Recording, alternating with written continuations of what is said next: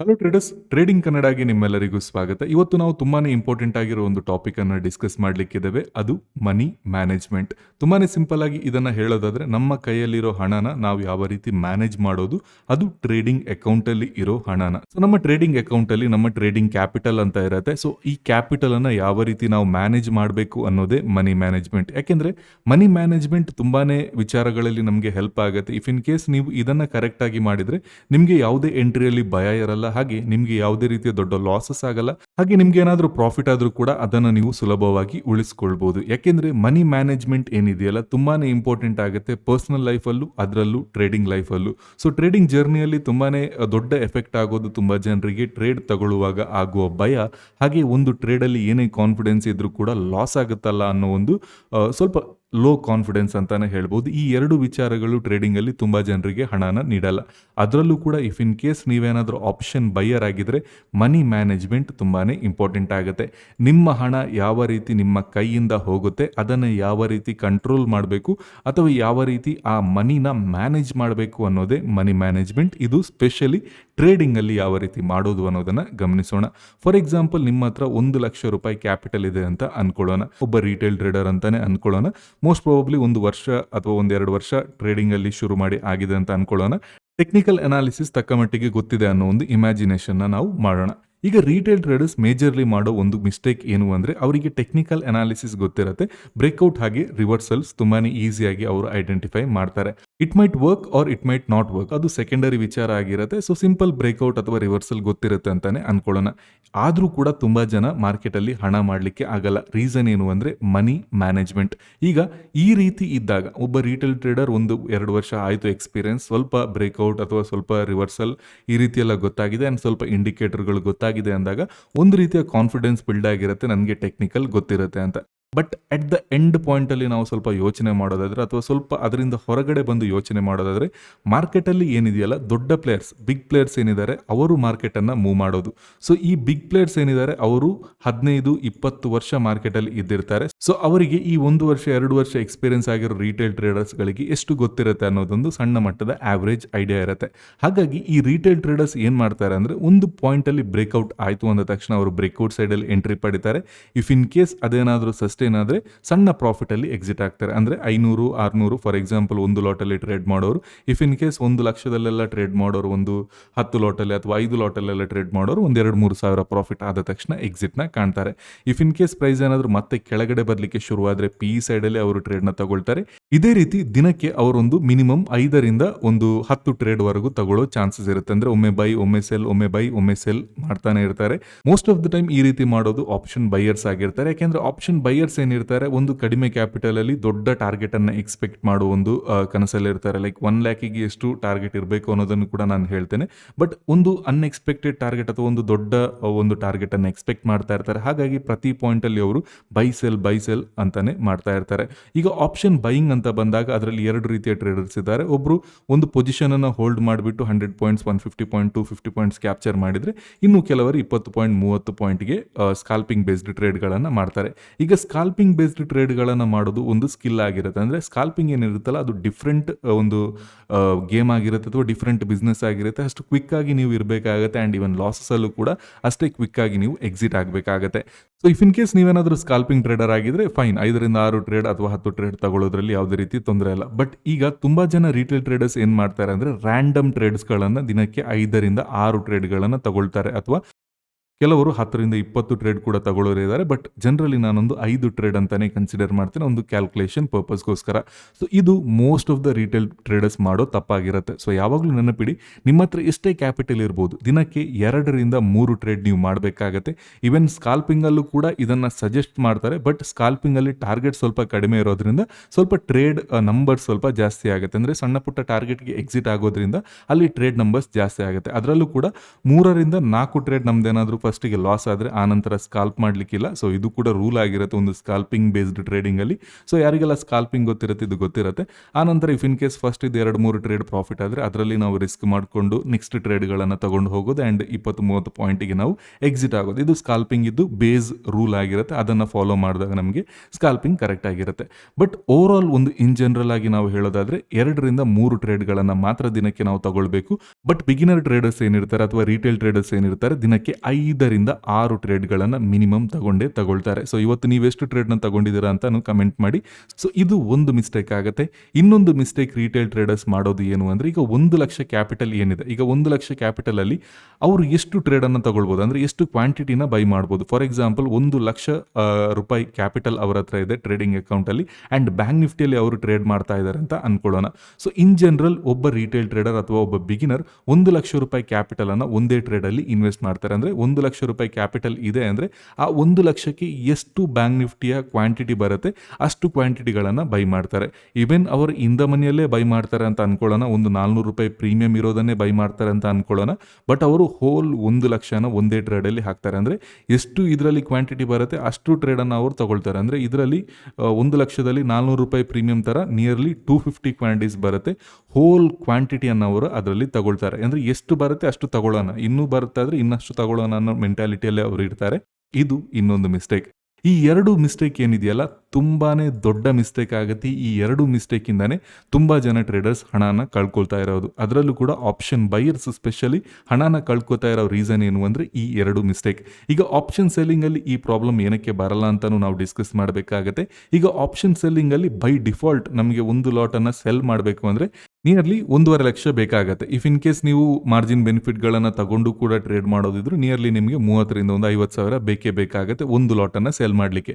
So 1 ಲಕ್ಷದಲ್ಲಿ Max to Max ನೀವು 3 ಲಾಟನ್ನು cell ಮಾಡ್ಬೋದು. ಆ ಥರ ಅಪೋಸಿಟಲ್ಲಿ ಮಾರ್ಜಿನ್ ಬೆನಿಫಿಟ್ಗೆ ಇನ್ನೊಂದು 3 ಲಾಟ್ ನೀವು ಬೈ ಮಾಡಿರ್ತೀರ. ಸೊ ಏನೇ ಮಾಡಿದರೂ ಕೂಡ ನಿಮ್ಮ ಒಂದು ಕ್ವಾಂಟಿಟಿ ಏನಿರುತ್ತೆ 3 ಲಾಟ್ ಅಂದರೆ 75 to 100 ಕ್ವಾಂಟಿಟಿಯ ಒಳಗಡೆನೆ ನೀವು ಸೆಲ್ ಮಾಡಿರ್ತೀರ. ಸೊ ಹಾಗಾಗಿ ನಿಮಗೆ ಇಲ್ಲಿ ಕ್ವಾಂಟಿಟಿ ಕಡಿಮೆ ಇರುತ್ತೆ. ಈಗ ಆಪ್ಷನ್ ಬೈಯರ್ಗೆ ಇರೋ ಫ್ರೀಡಮ್ ಏನು, 250 ಕ್ವಾಂಟಿಟಿಗಳನ್ನು ಕೂಡ ಬೈ ಮಾಡ್ಬೋದು. ಅಂದರೆ ಎಷ್ಟು ಕ್ವಾಂಟಿಟಿ ಬರುತ್ತೆ ಅಷ್ಟನ್ನು ಕೂಡ ನಾನು ಬೈ ಮಾಡ್ಬೋದು as a option buyer. So ಹಾಗಾಗಿ ಆಪ್ಷನ್ ಸೆಲ್ಲರ್ಸ್ಗಳಿಗೆ ಈ ಒಂದು ಡಿಸ್ಅಡ್ವಾಂಟೇಜ್ ಇರೋದ್ರಿಂದ ಅವರು ಆಬ್ವಿಯಸ್ಲಿ ಕ್ವಾಂಟಿಟಿನ ಕಡಿಮೆನೇ ತಗೊಳ್ತಾರೆ. ಹಾಗಾಗಿ ಅವರಿಗೆ ಇದು ದೊಡ್ಡ ಎಫೆಕ್ಟ್ ಆಗಲ್ಲ, ಅಷ್ಟೊಂದು ದೊಡ್ಡ ಎಫೆಕ್ಟ್ ಆಗಲ್ಲ. If in case option seller ಏನಾದರೂ ಸ್ಟಾಪ್ ಲಾಸ್ ಇಟ್ಟಿಲ್ಲ ಅಂದರೆ ಅದು ಅವರಿಗೆ ದೊಡ್ಡ ಎಫೆಕ್ಟ್ ಆಗುತ್ತೆ. ಈಗ ಆಪ್ಷನ್ ಬೈಯರ್ ಮಾಡೋ ಈ 2 ಮಿಸ್ಟೇಕ್ಗಳಿಂದ ಅವರಿಗೆ ತುಂಬ ದೊಡ್ಡ ಎಫೆಕ್ಟ್ ಆಗುತ್ತೆ. ಏನಕ್ಕೆ ಅಂದರೆ ಈಗ ಫಾರ್ ಎಕ್ಸಾಂಪಲ್ 250 ಕ್ವಾಂಟಿಟಿಗಳನ್ನು ಅವರು ತಗೊಂಡ್ರು ಅಂತಾನೆ ಅನ್ಕೊಳ್ಳೋಣ. 1 ಲಕ್ಷಕ್ಕೆ 1 ಲಕ್ಷ ಕ್ಯಾಪಿಟಲ್ ಅವ್ರ ಹತ್ರ ಇದೆ, ಅಷ್ಟು ಬರುತ್ತೆ. 400 ರೂಪಾಯಿ ಇದ್ರೆ ಅಷ್ಟು ಬರುತ್ತೆ. ಇಫ್ ಇನ್ ಕೇಸ್ 300 ಆದರೆ 300 ರೂಪಾಯಿ ಪ್ರೀಮಿಯಂ ಇದ್ರೆ ಇನ್ನಷ್ಟು ಕಡಿಮೆಗೆ ಬರುತ್ತೆ. 200 ರೂಪಾಯಿ ಪ್ರೀಮಿಯಂನ ಬೈ ಮಾಡಿದರೆ ಇನ್ನಷ್ಟು ಕ್ವಾಂಟಿಟಿ ಜಾಸ್ತಿ ಆಗುತ್ತೆ. ಬಟ್ ಇನ್ ದ ಮನಿ ಅಂತಾನೆ ನಾವು ತಗೊಳ್ಳೋಣ just for the calculation purpose. Just ಇದನ್ನು ಇಮ್ಯಾಜಿನ್ ಮಾಡಿ, 1 ಲಕ್ಷ ಕ್ಯಾಪಿಟಲ್ ಹೋಲ್ ಇನ್ವೆಸ್ಟೆಡ್ ಆಗಿದೆ, ಹಾಗೆ ದಿನಕ್ಕೆ 5-6 ಟ್ರೇಡ್ಗಳನ್ನು ಅವರು ತಗೊಳ್ತಾ ಇದ್ದಾರೆ. ಸೊ ಈಗ ಜಸ್ಟ್ ಈ ಒಂದು ಕ್ಯಾಲ್ಕುಲೇಷನ್ ನಾವು ಮಾಡಬೇಕಾಗುತ್ತೆ. ಯಾವ ರೀತಿ ಈ 2 ಮಿಸ್ಟೇಕ್ಗಳು ಎಫೆಕ್ಟ್ ಆಗುತ್ತೆ ಅನ್ನೋದನ್ನ ನಾವು ಗಮನಿಸಬೇಕಾಗುತ್ತೆ. ನಾವು ಜೆರೋದ ಬ್ರೋಕರೇಜ್ ಕ್ಯಾಲ್ಕುಲೇಟರ್ನ ಚೆಕ್ ಮಾಡೋಣ. ಇದರಲ್ಲಿ ನಾವು ಗಮನಿಸೋಣ ಯಾವ ರೀತಿ ನಾವು 250 ಕ್ವಾಂಟಿಟಿಯನ್ನು ಬೈ ಮಾಡಿದರೆ ನಮಗೆ ಎಷ್ಟು ಬ್ರೋಕರೇಜ್ ಸಿಗುತ್ತೆ ಅಥವಾ ಎಷ್ಟು ಬ್ರೋಕರೇಜ್ ಆಗುತ್ತೆ ಅನ್ನೋದನ್ನ ಗಮನಿಸೋಣ. ಅಥವಾ ಚಾರ್ಜಸ್, ಬ್ರೋಕರೇಜ್ ಯೂಶುವಲಿ 40 ರೂಪಾಯಿ ಇರುತ್ತೆ, ಚಾರ್ಜಸ್ ಡಿಫ್ರೆನ್ಸ್ ನಮಗೆ ಕಾಣಲಿಕ್ಕೆ ಸಿಗುತ್ತೆ. 400 ರೂಪಾಯಿ ಪ್ರೀಮಿಯಂ ಬೈ ಮಾಡಿ 400ಕ್ಕೆ ಸೆಲ್ ಮಾಡಿದ್ರು ಯಾವುದೇ ರೀತಿ ಪ್ರಾಫಿಟೂ ಆಗಿಲ್ಲ ಲಾಸು ಆಗಿಲ್ಲ ಅಂತಾನೆ ಅನ್ಕೊಳ್ಳೋಣ. 250 ಕ್ವಾಂಟಿಟಿ, ಯಾಕೆಂದರೆ ನಮ್ಮ ಹತ್ರ 1 ಲಕ್ಷ ಕ್ಯಾಪಿಟಲ್ ಇದೆ. 1 ಲಕ್ಷ ಕ್ಯಾಪಿಟಲ್ಗೆ 400 ರೂಪಾಯಿ ಪ್ರೀಮಿಯಂ ಥರ 250 ಕ್ವಾಂಟಿಟಿ ಬರುತ್ತೆ. ಈ ಕ್ಯಾಲ್ಕುಲೇಷನಲ್ಲೇ ನಾವು ಹೋಗೋಣ. ಸೊ 250 ಕ್ವಾಂಟಿಟಿನ ಬೈ ಮಾಡ್ತಾರೆ ಬಿಕಾಸ್ 1 ಲಕ್ಷಕ್ಕೆ ಅಷ್ಟು ಕ್ವಾಂಟಿಟಿ ಬರುತ್ತೆ. ಇಫ್ ಇನ್ ಕೇಸ್ ಪ್ರೈಸ್ ಏನಾದರೂ ಒಂದು 10 ಪಾಯಿಂಟ್ ಮೂವ್ ಆದರೂ 2,500 ರೂಪಾಯಿ ಪ್ರಾಫಿಟ್ ಆಗುತ್ತೆ ಅನ್ನೋ ಥಿಂಕಿಂಗಲ್ಲಿ ಅವರು ಇರ್ತಾರೆ. 20 ಪಾಯಿಂಟ್ ಮೂವ್ಮೆಂಟ್ ಆದರೆ 5,000 ಆಗುತ್ತೆ. ಅಂದರೆ ನಾನು ದಿನಕ್ಕೆ 5% ರಿಟರ್ನ್ನ ಮಾಡ್ಬೋದು ಅನ್ನೋ ಒಂದು ಪ್ಲಾನಲ್ಲಿ ಅವರು ತಗೊಳ್ತಾರೆ. Which is fine, no worries. But ಇದರಲ್ಲಿ ಒಂದು ಸಣ್ಣ ಕ್ಯಾಲ್ಕುಲೇಷನ್ ನಾವು ಮಾಡಬೇಕಾಗತ್ತೆ. 231 ರೂಪೀಸ್ ಅವರು ಒಂದು ಬ್ರೋಕರೇಜ್ನ ಜಸ್ಟ್ ಪೇ ಮಾಡ್ತಾರೆ ಒಂದು ಟ್ರೇಡಿಗೆ. ಒಂದು ಟ್ರೇಡನ್ನು ಬೈ ಅಥವಾ ಸೆಲ್ ಮಾಡಿದರೆ ನೀವು 231 ರೂಪಾಯಿ ಕೊಡಬೇಕಾಗತ್ತೆ. ಇಫ್ ಇನ್ ಕೇಸ್ ನಿಮ್ಮ ಹತ್ರ ಕ್ವಾಂಟಿಟಿ 250 ಕ್ವಾಂಟಿಟೀಸ್ ಇದ್ರೆ. ಇಫ್ ಇನ್ ಕೇಸ್ 25 ಕ್ವಾಂಟಿಟೀಸ್ ಇದ್ರೆ ಅದು 65 ರೂಪೀಸ್ ಆಗುತ್ತೆ. ಬೇಸ್ಡ್ ಆನ್ ದ ಟ್ರಾನ್ಸಾಕ್ಷನ್ ನಿಮಗೆ ಇಲ್ಲಿ ಚಾರ್ಜಸ್ ಜಾಸ್ತಿ ಆಗುತ್ತೆ. ಬ್ರೋಕರೇಜ್ 40 ರೂಪಾಯಿ ಇರುತ್ತೆ, ಅದು ಯಾವುದೇ ರೀತಿ ಚೇಂಜಸ್ ಆಗಲ್ಲ.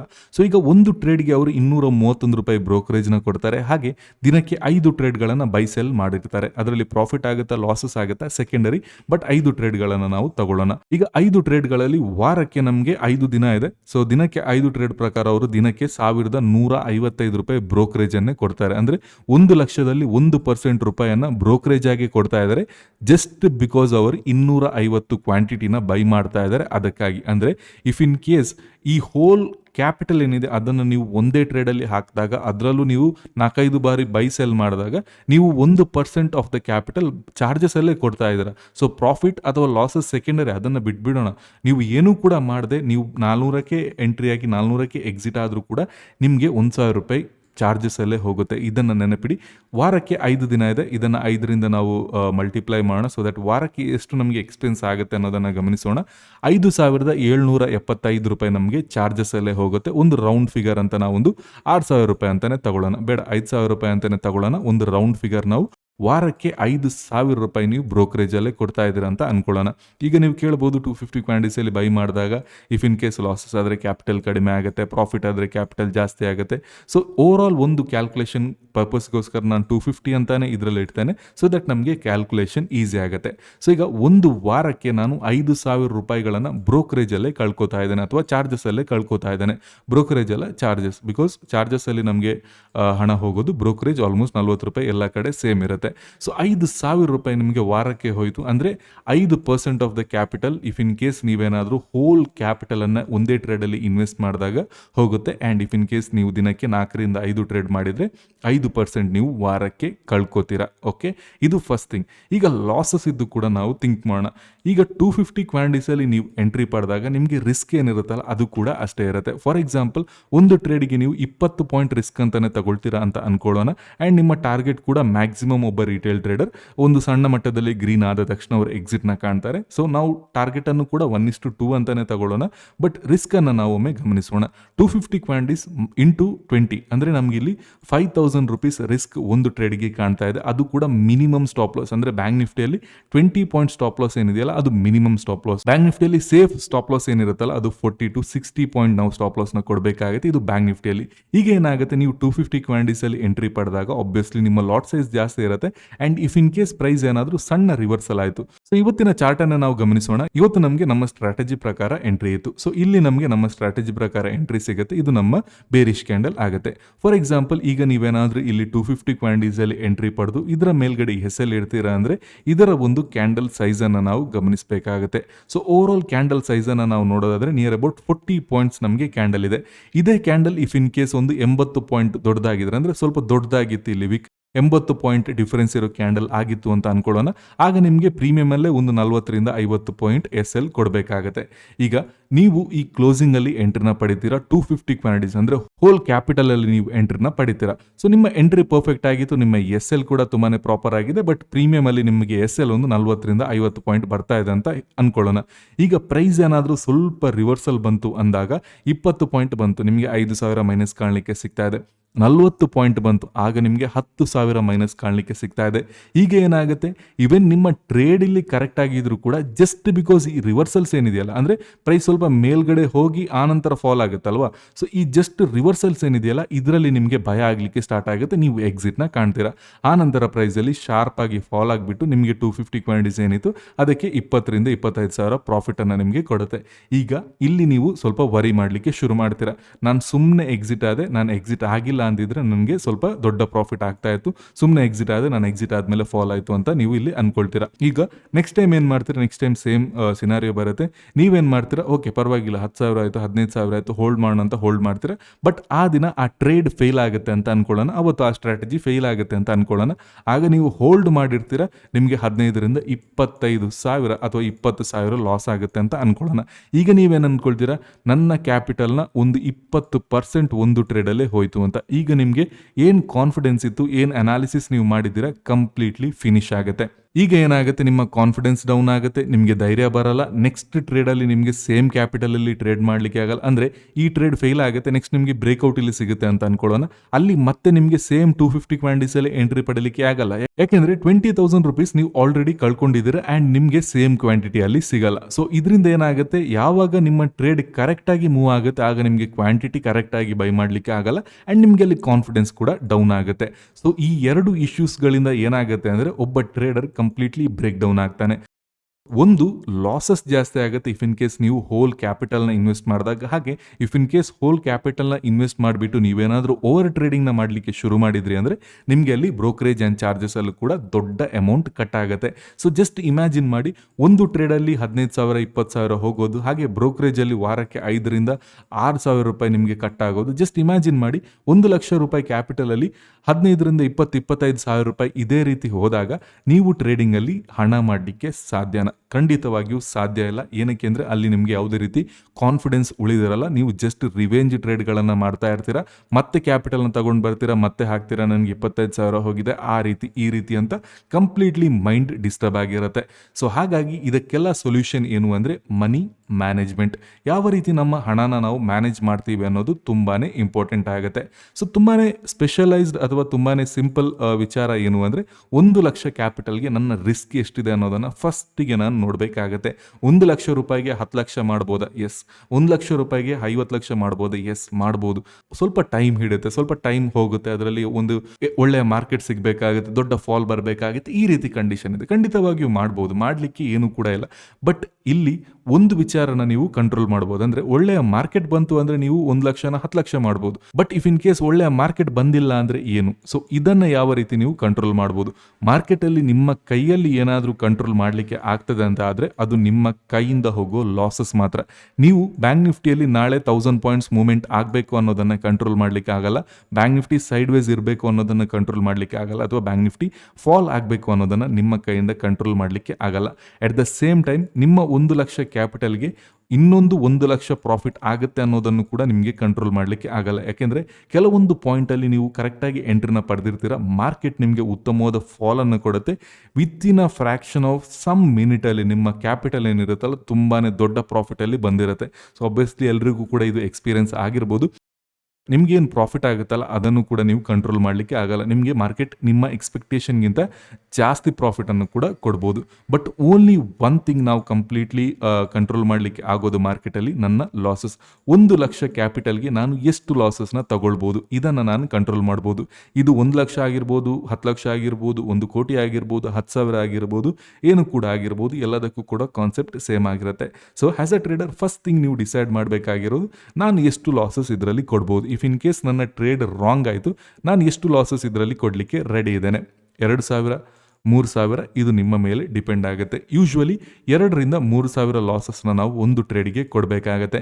ಸೊ ಈ ಬೇಸ್ಡಾಗಿ ನಾವು ನೋಡೋದಾದರೆ 1,00,000ಕ್ಕೆ ನಾವು 40 ರೂಪಾಯಿ ಏನಾದರೂ SL ಅಂತ ಬ್ಯಾಂಕ್ ನಿಫ್ಟಿಯಲ್ಲಿ ನಾವು ತಗೊಂಡ್ರು ಕೂಡ 40 ರೂಪಾಯಿ SL ಪ್ರಕಾರ ನಾವು 2,000 ರೂಪಾಯಿ ಲಾಸಸ್ನ ಕೊಡ್ತೇವಾದರೆ ಕೇವಲ 2 ಲಾಟ್ ಮಾತ್ರ ನಾವು ಬೈ ಮಾಡಬೇಕಂದ್ರೆ ಜಸ್ಟ್ 50 ಕ್ವಾಂಟಿಟೀಸ್ ಅಷ್ಟೇ ನಾವು ಬೈ ಮಾಡಬೇಕಾಗತ್ತೆ. ಇಫ್ ಇನ್ ಕೇಸ್ ನಾವೇನಾದರೂ ಕರೆಕ್ಟಾಗಿ ಮನಿ ಮ್ಯಾನೇಜ್ಮೆಂಟ್ ಮಾಡ್ತೀವಿ ಅಂದರೆ 2,000 ರೂಪಾಯಿ ಕೊಡಲಿಕ್ಕೆ ರೆಡಿ ಇದ್ದೇವೆ ಅಂತ ಆದಾಗ.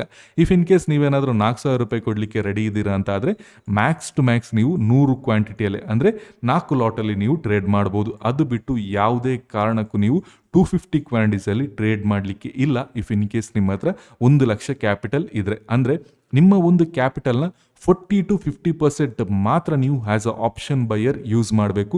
ನಿಮಗೆ ಫ್ರೀಡಮ್ ಇದೆ, ನಿಮಗೆ ಸಿಗುತ್ತೆ, 10 ಲಾಟ್ ತಗೊಳ್ಬೋದು, 15 ಲಾಟ್ ತಗೊಳ್ಬೋದು. ಈ ಫ್ರೀಡಮ್ ಇದೆ ಅಂದ ತಕ್ಷಣ ನೀವು ಯಾವುದೇ ಕಾರಣಕ್ಕೂ ಲಾಟ್ ಸೈಜ್ನ ಇನ್ಕ್ರೀಸ್ ಮಾಡಲಿಕ್ಕೆ ಇಲ್ಲ. ಈ ಒಂದು ಮಿಸ್ಟೇಕ್ನ ನೀವು ಕಂಪ್ಲೀಟ್ಲಿ ಅವಾಯ್ಡ್ ಮಾಡಿದರೆ ನಿಮಗೆ ಎಷ್ಟು ಬೆನಿಫಿಟ್ ಆಗುತ್ತೆ ಅನ್ನೋದನ್ನು ಕೂಡ ನಾನು ಇಲ್ಲೇ ನಿಮಗೆ ತೋರಿಸ್ತೇನೆ. ಫಾರ್ ಎಕ್ಸಾಂಪಲ್, ನೀವು ಒಂದು 40% ಅಥವಾ 50% ಕ್ಯಾಪಿಟಲ್ನ ನೀವು ಯೂಸ್ ಮಾಡ್ತೀರಾ, ಮ್ಯಾಕ್ಸ್ ಟು ಮ್ಯಾಕ್ಸ್ 100 ಕ್ವಾಂಟಿಟೀಸ್ ಇದೇ ಜಾಸ್ತಿ. ಬಟ್ ಇದನ್ನು ನೀವು ಬೈ ಮಾಡ್ತೀರಾ ಅಂತ ಅನ್ಕೊಳ್ಳೋಣ. 100 ಕ್ವಾಂಟಿಟೀಸ್ನ ನೀವು ಬೈ ಮಾಡ್ತೀರಾ 1,00,000 ಕ್ಯಾಪಿಟಲ್ಗೆ ಅಂತ ಅನ್ಕೊಳ್ಳೋಣ. ನಿಮ್ಮ maximum risk around 4,000 to 5,000 risk ಇದೆ ಅಂತಾನು ಅನ್ಕೊಳ್ಳೋಣ. ಈಗ ನಿಮಗೆ ಬ್ರೋಕರೇಜ್ ಎಷ್ಟು ಹೋಗುತ್ತೆ, ಹಾಗೆ ನೀವು ದಿನಕ್ಕೆ ಎಷ್ಟು ಎಂಟ್ರಿ ಪಡಿತೀರಾ ಅನ್ನೋದು ಕೂಡ ತುಂಬಾ ಇಂಪಾರ್ಟೆಂಟ್ ಆಗುತ್ತೆ. ಯಾವಾಗ ನೀವು ಇಷ್ಟು ಡಿಸಿಪ್ಲಿನ್ಡ್ ಆಗಿ ಟ್ರೇಡ್ನ ಮಾಡ್ತೀರಾ, ಆಬ್ವಿಯಸ್ಲಿ ನಿಮ್ಮ ಮ್ಯಾಕ್ಸ್ ಟು ಮ್ಯಾಕ್ಸ್ ಟ್ರೇಡ್ ಏನಿರುತ್ತಲ್ಲ 2ರಿಂದ 3 ಟ್ರೇಡ್ಸ್ ಇರುತ್ತೆ. ಸೊ ಈ 2ರಿಂದ 3 ಟ್ರೇಡ್ಸ್ ಬೆಸ್ಟ್ ಆಗಿರೋ ಟ್ರೇಡ್ಗಳನ್ನು ನಾವು ತಗೊಳ್ಬೇಕು. ಕ್ವಾಲಿಟಿ ಪ್ರಾಡಕ್ಟ್ ಅಂತ ಏನು ಕರಿತೀವಿ ಅದೇ ರೀತಿ ಕ್ವಾಲಿಟಿ ಟ್ರೇಡ್ಗಳನ್ನು ನಾವು ತಗೊಳ್ಬೇಕಾಗತ್ತೆ. ಸೊ ಟ್ರೇಡಿಂಗ್ ಒಂದು ಬಿಸ್ನೆಸ್ ಆಗಿರುತ್ತೆ. ಇದರಲ್ಲಿ ನಾವು ಕ್ವಾಲಿಟಿ ಪ್ರಾಡಕ್ಟ್ ಪ್ರಾಡಕ್ಟ್ಗಳನ್ನು ಯಾವ ರೀತಿ ತಗೊಳ್ತೇವೆ ಅದೇ ರೀತಿ ಕ್ವಾಲಿಟಿ ಟ್ರೇಡ್ಗಳನ್ನು ನಾವು ತಗೊಳ್ಬೇಕಾಗತ್ತೆ. ಸೊ ಇಂತಹ ಕ್ವಾಲಿಟಿ ಟ್ರೇಡ್ಗಳನ್ನು ನೀವು ಐಡೆಂಟಿಫೈ ಮಾಡಬೇಕಾದ್ರೆ ಆಬ್ವಿಯಸ್ಲಿ ನಿಮಗೆ ಪ್ರೈಸ್ ಆಕ್ಷನ್ ಗೊತ್ತಾಗಬೇಕಾಗತ್ತೆ, ಹಾಗೆ ಸ್ಟ್ರಾಟಜಿಗಳು ನಿಮಗೆ ಗೊತ್ತಾಗಬೇಕಾಗತ್ತೆ. ಇಫ್ ಇನ್ ಕೇಸ್ ನಿಮ್ಮ ಹತ್ರ ಸ್ಟ್ರಾಟಜಿ ಇದ್ರೆ ಫೈನ್, ಅದರ್ವೈಸ್ ನೀವು ಸ್ಟ್ರಾಟಜಿಗಳನ್ನು ಕಲಿಬೇಕಾಗತ್ತೆ. ನಿಮ್ಗೆ ಏನಾದರೂ ಅಂತಹ ಪ್ರೈಸ್ ಆಕ್ಷನ್ ಸ್ಟ್ರಾಟಜಿಗಳನ್ನು ಕಲಿಯುವ ಆಸಕ್ತಿ ಇದ್ರೆ ಅಥವಾ ಇಂತಹ ಫಾಲ್ಗಳನ್ನು ಕ್ಯಾಪ್ಚರ್ ಮಾಡೋ ಸ್ಟ್ರಾಟಜಿಗಳನ್ನು ಕಲಿಯುವ ಆಸಕ್ತಿ ಇದ್ರೆ ನೀವು ನಮ್ಮ ಕೋರ್ಸಿಗೆ ಕೂಡ ಜಾಯ್ನ್ ಆಗ್ಬೋದು. ಡಿಸ್ಕ್ರಿಪ್ಷನ್ ಅಲ್ಲಿ ಅಂದ್ರೆ ಈ ವಿಡಿಯೋ ಟೈಟಲ್ ನ ಕ್ಲಿಕ್ ಮಾಡಿದ್ರೆ ನಿಮಗೆ ಡಿಸ್ಕ್ರಿಪ್ಷನ್ ಅಲ್ಲಿ ನಮ್ಮ ಕೋರ್ಸ್ ನ ಲಿಂಕ್ ಸಿಗುತ್ತೆ, ಅಂದ್ರೆ ನಮ್ಮ ಆಪ್ ನ ಲಿಂಕ್ ಸಿಗುತ್ತೆ, ಅದರಲ್ಲಿ ನೀವು ಕೋರ್ಸಿಗೆ ಜಾಯ್ನ್ ಆಗ್ಬೋದು. ಸೊ 2ರಿಂದ 3 ಟ್ರೇಡ್ಗಳನ್ನು ನೀವು ತಗೊಳ್ಬೇಕಾಗುತ್ತೆ ಅಂಡ್ ಜಸ್ಟ್ 100 ಕ್ವಾಂಡಿಸ್ ನ ನೀವು ಟ್ರೇಡ್ ಮಾಡಬೇಕಾಗತ್ತೆ. ಜಸ್ಟ್ ಇಷ್ಟೇ ಮಾಡಬೇಕಾಗಿರೋದು. ಏನು ಕ್ಯಾಪಿಟಲ್ ಇದೆ ಅದರಲ್ಲಿ 40 to 50% ಯೂಸ್ ಮಾಡೋದು, ಹಾಗೆ ಏನು ಟ್ರೇಡ್ ತಗೊಳ್ತೀವಲ್ವ ಅದನ್ನು ನಾವು ರೆಡ್ಯೂಸ್ ಮಾಡೋದು, ಅಂದರೆ 2ರಿಂದ 3 ಟ್ರೇಡ್ ನಾವು ಜಾಸ್ತಿ ತಗೊಳ್ಳೋದು. ಈಗ ಜಸ್ಟ್ ಒಂದು ಬ್ರೋಕರೇಜಲ್ಲಿ ಏನು ಡಿಫ್ರೆನ್ಸ್ ಬರ್ತಾ ಇದೆ ಅನ್ನೋದನ್ನು ನಾವು ಗಮನಿಸೋಣ. ಜಸ್ಟ್ ನಾವು ಕ್ವಾಂಟಿಟಿನ ಕಡಿಮೆ ಮಾಡಿದ್ದೇವೆ. ಸೊ 120 ನನಗೆ ಚಾರ್ಜಸ್ ಹೋಗ್ತಾ ಇದೆ, ನನಗೆ ಪ್ರಾಫಿಟ್ ಆಗಲಿ ಲಾಸಸ್ ಆಗಲಿ ನನಗೆ ಚಾರ್ಜಸ್ ಏನಿದೆಯಲ್ಲ 120 ಹೋಗ್ತಾ ಇದೆ. ಸೊ ಬ್ರೋಕರೇಜ್ ಕ್ಯಾಲ್ಕುಲೇಟರಲ್ಲಿ ನಾವು ಈಸಿಯಾಗಿ ಇಲ್ಲಿ ಇದನ್ನು ಫೈಂಡ್ ಔಟ್ ಮಾಡ್ಬೋದು. ಸೊ ಜಸ್ಟ್ 120 ರುಪೀಸ್ ನನಗೆ ಒಂದು ಟ್ರೇಡಿಗೆ ಹೋಗ್ತಾ ಇದೆ. ನನ್ನ ಮ್ಯಾಕ್ಸ್ ಟು ಮ್ಯಾಕ್ಸ್ ಟ್ರೇಡ್ ದಿನಕ್ಕೆ 2 ಟ್ರೇಡ್ ಇರುತ್ತೆ. ಸೊ ಜನರಲಿ 2 ಟ್ರೇಡನ್ನು ನಾವು ಪ್ಲಾನ್ ಮಾಡಬೇಕು. 250 ರುಪೀಸ್ ನನಗೆ ಬ್ರೋಕರೇಜ್ ಹೋಗ್ತಾ ಇದೆ. 5 ದಿನಕ್ಕೆ ನನಗೆ 1200 ರುಪೀಸ್ ನನಗೆ ಹೋಗ್ತಾ ಇದೆ. ಏನು 250 ಕ್ವಾಂಟಿಟಿಗಳನ್ನು ತಗೊಂಡು ಅಥವಾ ದಿನಕ್ಕೆ 4-5 ಟ್ರೇಡ್ಗಳನ್ನು ತಗೊಂಡು ನಾವು ಬ್ರೋಕರೇಜ್ನ ಒಂದು ದಿನಕ್ಕೆ ಕೊಡ್ತಾ ಇದ್ವಿ, ಅದೇ ನಾವು ಸ್ವಲ್ಪ ಡಿಸಿಪ್ಲಿನ್ ಆಗಿ ಟ್ರೇಡ್ ಮಾಡಿದಾಗ ಅದೇ ಬ್ರೋಕರೇಜ್ ನಮಗೆ ಒಂದು ವಾರಕ್ಕೆ ಹೋಗ್ತಾ ಇದೆ. ಸೊ ಈಗ ಹೇಳಿ ಬ್ರೋಕರೇಜ್ ಅಥವಾ ಚಾರ್ಜಸ್ ಯಾರ ತಪ್ಪಾಗಿರುತ್ತೆ? ಸೊ ಇದನ್ನು ಕೂಡ ನಾವು ಕಂಟ್ರೋಲ್ ಮಾಡ್ಬೋದು. ಜಸ್ಟ್ ಒಂದು ಡಿಸಿಪ್ಲಿನ್ ಬೇಕಾಗಿರುತ್ತೆ, ಈ ಒಂದು ಮನಿ ಮ್ಯಾನೇಜ್ಮೆಂಟ್ ಥಿಂಗ್ ಬೇಕಾಗುತ್ತೆ. ಸೊ 1200 ರುಪೀಸ್ ನಾನು ಕೊಡಲೇಬೇಕಾಗತ್ತೆ, ಯಾಕೆಂದರೆ ಬ್ರೋಕರೇಜಿಂದ ಯಾರು ಕೂಡ ಎಸ್ಕೇಪ್ ಆಗಲಿಕ್ಕೆ ಆಗಲ್ಲ, ಇದನ್ನು ನಾವು ಪೇ ಮಾಡಲೇಬೇಕಾಗತ್ತೆ. ಸೊ 1200 ರುಪೀಸ್ ನನಗೆ ಬ್ರೋಕರೇಜ್ ಹೋಗುತ್ತೆ. 1 ಲಕ್ಷಕ್ಕೆ ಮ್ಯಾಕ್ಸ್ ಟು ಮ್ಯಾಕ್ಸ್ 1% ನಾನು ಬ್ರೋಕರೇಜ್ ಇಲ್ಲಿ ಕೊಡ್ತಾ ಇದ್ದೇನೆ ಆಸ್ ಅ ಟ್ರೇಡರ್. ಈಗ ನೆಕ್ಸ್ಟ್ ಪಾಯಿಂಟ್ ಇರೋದು ನನ್ನ ಲಾಸಸ್. ಈಗ ಫಾರ್ ಎಕ್ಸಾಂಪಲ್ ನೀವು ಒಂದು 100 ಕ್ವಾಂಟಿಟಿಯಲ್ಲಿ ಎಂಟ್ರಿನ ಪಡೆದಿರ್ತೀರ. ಈಗ ಈ ಒಂದು ಎಂಟ್ರಿ ಅಂತಾನೆ ಅನ್ಕೊಳ್ಳೋಣ, ಜಸ್ಟ್ ಒಂದು ಎಕ್ಸಾಂಪಲ್ಗೆ ನಮ್ಮ ಸ್ಟ್ರಾಟಜಿ ಏನಿತ್ತು ಇದರ ಬೇಸ್ಡ್ ಆಗಿ ಇಲ್ಲಿ ನಮಗೆ ಎಂಟ್ರಿ ಸಿಗುತ್ತೆ. 100 ಕ್ವಾಂಟಿಟಿ ಇಲ್ಲಿ ನೀವು ಇನ್ಪುಟ್ ಮಾಡಿದ್ರಿ ಆ್ಯಂಡ್ ಪ್ರೈಸ್ ಒಂದು ರಿವರ್ಸಲ್ ಆಗ್ತಾ ಇದೆ. 40 ಪಾಯಿಂಟ್ಸ್ ರಿವರ್ಸಲ್ ಆಯಿತು, 30 ಪಾಯಿಂಟ್ಸ್ ರಿವರ್ಸಲ್ ಆಯಿತು. ನಿಮಗೇನು ಕೂಡ ತೊಂದರೆ ಇಲ್ಲ, ಯಾಕೆಂದರೆ 1 ಲಕ್ಷಕ್ಕೆ 3000 4000 ನಿಮಗೇನು ಕೂಡ ದೊಡ್ಡದಾಗಿ ಕಾಣಲ್ಲ. ಇಫ್ ಇನ್ ಕೇಸ್ ನೀವೇನಾದರೂ ಅದೇ 1 ಲಕ್ಷಕ್ಕೆ 15,000 20,000 ಹೋದಾಗ ಏನು ಇರುತ್ತೆ ಆ ಒಂದು ಕಂಪ್ಯಾರಿಸನ್ನ ಮಾಡಿದಾಗ 4,000 ನಮಗೆ ಸ್ವಲ್ಪ ದೊಡ್ಡದಾಗಿ ಕಾಣಲ್ಲ, ಸ್ವಲ್ಪ ನಮಗೆ ಅಲ್ಲಿ ಭಯ ಕಡಿಮೆ ಇರುತ್ತೆ. ಯಾಕೆಂದರೆ ಪ್ರೈಸ್ ರಿವರ್ಸಲ್ ಆದಾಗ ನಮಗೆ ಮೈನಸ್ ತೋರಿಸುತ್ತೆ. ಅದನ್ನು ಕೂಡ ನಾವು ಅವಾಯ್ಡ್ ಮಾಡಲಿಕ್ಕೆ ಆಗಲ್ಲ, ಅದನ್ನು ನಾವು ಕಂಟ್ರೋಲ್ ಮಾಡ್ಬೋದು. ಆ ಪಾಯಿಂಟಲ್ಲಿ ನನಗೆ ಭಯ ಆಗದ ಹಾಗೆ ನಾನು ನೋಡ್ಕೊಳ್ಬೋದು. ಅದು ಯಾವಾಗ ಆಗುತ್ತೆ? ನಾನು ಕ್ವಾಂಟಿಟಿನ ರೆಡ್ಯೂಸ್ ಮಾಡಿದಾಗ. ಸೊ ಪ್ರೈಸ್ ರಿವರ್ಸಲ್ ಆಗುತ್ತೆ, ನೀವು ಯಾವುದೇ ರೀತಿ ಭಯದಿಂದ ಎಕ್ಸಿಟ್ ಆಗಲ್ಲ, ನೀವು ಹೋಲ್ಡ್ ಮಾಡ್ತೀರಾ. ಇಫ್ ಇನ್ ಕೇಸ್ ನಿಮ್ಮ ಫಿಕ್ಸ್ಡ್ ಲಾಸಸ್ ಏನಿರುತ್ತೆ ಅದೇನಾದರೂ ಟ್ರಿಗರ್ ಆದರೆ ಅಲ್ಲಿ ನೀವು ಎಕ್ಸಿಟ್ನ ಕಾಣ್ಬೋದಾಗತ್ತೆ. ಅಲ್ಲಿ ಯಾವುದೇ ರೀತಿ ನಿಮಗೆ ಲೋ ಕಾನ್ಫಿಡೆನ್ಸ್ ಇರಲ್ಲ, ತುಂಬಾ ಉತ್ತಮವಾಗಿ ನೀವು ಟ್ರೇಡ್ನ ತಗೊಳ್ಬೋದು. ಹಾಗೆ ನಿಮಗೆ ಧೈರ್ಯ ಇರುತ್ತೆ ಒಂದು ಟ್ರೇಡ್ನ ತಗೊಳ್ಳಿಕ್ಕೆ, ಆ್ಯಂಡ್ ಹಾಗೆ ನಿಮಗೆ ಆ ಟ್ರೇಡನ್ನು ಹೋಲ್ಡ್ ಮಾಡಲಿಕ್ಕೆ ಕೂಡ ಧೈರ್ಯ ಇರುತ್ತೆ, ಆ್ಯಂಡ್ ಪ್ರಾಫಿಟನ್ನು ಕೂಡ ನೀವು ಉತ್ತಮವಾಗಿ ಕ್ಯಾಪ್ಚರ್ ಮಾಡ್ಬೋದು. ಜಸ್ಟ್ 2 ಮೆಥಡ್ಗಳನ್ನು ನೀವು ಮ್ಯಾನೇಜ್ ಮಾಡಿದಾಗ, ಅಥವಾ ಜಸ್ಟ್ ನಿಮ್ಮ ಹಣ ಯಾವ ರೀತಿ ಮ್ಯಾನೇಜ್ ಮಾಡಬೇಕು, ಯಾವ ರೀತಿ ನಾನು ಕ್ವಾಂಟಿಟಿ ತಗೊಳ್ಬೇಕು ಅನ್ನೋದನ್ನು ನೀವು ಮ್ಯಾನೇಜ್ ಮಾಡಿದರೆ ಬಾಕಿ ಎಲ್ಲವೂ ಕೂಡ ನಿಮಗೆ ಪ್ರಾಪರಾಗಿ ಆಗುತ್ತೆ. ಯಾವಾಗ ನೀವು ಗ್ರೀಡಿಗೆ ಹೋಗ್ಬಿಟ್ಟು ಅಥವಾ ಅತಿಹಾಸಗೆ ಹೋಗ್ಬಿಟ್ಟು 250 ಕ್ವಾಂಟಿಟಿಯಲ್ಲಿ ತಗೊಳ್ತೇನೆ, 40 ಪಾಯಿಂಟ್ ಹೋದರೆ 10,000 ಆಗುತ್ತೆ, ಇನ್ನೊಂದು 10 ಟ್ರೇಡ್ ಸಿಕ್ಕಿದ್ರೆ 1 ಲಕ್ಷಕ್ಕೆ 2 ಲಕ್ಷ ಆಗುತ್ತೆ ಅಂತ ನೀವು ಹೋಗ್ತಿರಲ್ಲ, ಆಗಲೇ ಪ್ರಾಬ್ಲಮ್ ಆಗೋದು. ಬಟ್ ಇಮ್ಯಾಜಿನ್ ಮಾಡಿ 100 ಕ್ವಾಂಟಿಟಿಯಲ್ಲೂ ಕೂಡ ನಮಗೆ 100 ಪಾಯಿಂಟ್ ಮೂವ್ ಆದರೆ ನಮಗೆ 10,000 ಆಯಿತು. ಇಲ್ಲೆಲ್ಲ 100 ಪಾಯಿಂಟ್ ಪ್ರೀಮಿಯಮಲ್ಲಿ ಆರಾಮ್ಸೆ ನಮಗೆ ಮೂವ್ ಆಗಿದೆ. ಸೊ ಇದು ನಮಗೆ ಉತ್ತಮವಾದ ಟ್ರೇಡ್ ಆಗುತ್ತೆ. ಇಂತಹ ಟ್ರೇಡ್ಗಳನ್ನು ನಾವು ತಗೊಳ್ಬೇಕು. ಕೆಲವೊಮ್ಮೆ ನಮಗೆ 5,000 ಪ್ರಾಫಿಟ್ ಆಗುತ್ತೆ, ಫೈನ್. 1 ಲಕ್ಷಕ್ಕೆ 5% ನಮಗೆ ಪ್ರಾಫಿಟ್ ಆಗೋದು ಉತ್ತಮವಾಗಿರುತ್ತೆ, ಆ್ಯಂಡ್ ನಿಮಗೆ ಯಾವುದೇ ರೀತಿ ಆ ಟ್ರೇಡಲ್ಲಿ ಭಯ ಇರಲ್ಲ. ಸೊ ಇದು ಒಂದು ಪಾರ್ಟ್ ಆಫ್ ಮನಿ ಮ್ಯಾನೇಜ್ಮೆಂಟ್ ಆಯಿತು. ಸೊ ಈ ರೀತಿ ನಾವು ಹಣನ ಮ್ಯಾನೇಜ್ ಮಾಡಬೇಕು. ನಮ್ಮ ಹತ್ರ ಏನು ಕ್ಯಾಪಿಟಲ್ ಇದೆ ಅದನ್ನು ನಾವು ಈ ರೀತಿ ಮ್ಯಾನೇಜ್ ಮಾಡಬೇಕು. ಫಸ್ಟ್ ಥಿಂಗ್ ನಾವು ಡಿಫೈನ್ ಮಾಡಬೇಕಾಗಿರೋದು ನನ್ನ ರಿಸ್ಕ್ ಎಷ್ಟು, ನಾನು ಎಷ್ಟು ಹಣನ ಕಳ್ಕೊಳ್ಳಿಕ್ಕೆ ರೆಡಿ ಇದ್ದೇನೆ ಅಂತ. ಇದು ನಿಮಗೆ ಗೊತ್ತಾದರೆ ಆನಂತರ ನಿಮಗೆ ಭಯನೇ ಇರಲ್ಲ. ಹಾಗೆ ಭಯ ಇಲ್ಲದೆ ಇದ್ದಾಗ ಪೊಸಿಷನನ್ನು ಹೋಲ್ಡ್ ಮಾಡ್ಬೋದು, ಆ್ಯಂಡ್ ದೆನ್ ನಿಮಗೆ ಬ್ರೋಕರೇಜಲ್ಲೂ ಬೆನಿಫಿಟ್ ಆಗುತ್ತೆ. ಸೊ ಇದು ತುಂಬಾ ಇಂಪಾರ್ಟೆಂಟ್ ಆಗುತ್ತೆ. ಐ ಹೋಪ್ ನಿಮಗೆ ಈ ಕಾನ್ಸೆಪ್ಟ್ ಇಷ್ಟ ಆಗಿದೆ ಅಂತ ಅನ್ಕೊಳ್ತೀನಿ. Thank you traders, have a good day, have profitable week head.